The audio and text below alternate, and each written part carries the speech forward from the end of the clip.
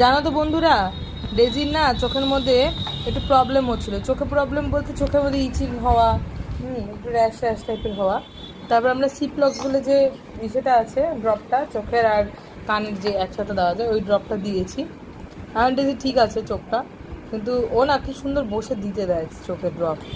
মানে আমি আগের দিন যেই বাচ্চাটাকে নিয়ে এসেছিলাম, আমি তাকে দেখে যে যতটা এক্সপিরিয়েন্স হয়েছে, আমি এটা বলবো যে আপনারা যারাই এই বাচ্চাদেরকে রাখবেন, পুষবেন, তারা না নিজের মতন করে রাখার চেষ্টা করবেন, মানে নিজের মতন করে পোষার চেষ্টা করবেন। তার উপরে কোনো রকম যাতে তার অ্যাংজাইটি তৈরি হয় বা তার যাতে অ্যাগ্রেসিভনেসটা তৈরি হয়, এইসবের দিকে কিন্তু তাকে ঠেলে দেবেন না।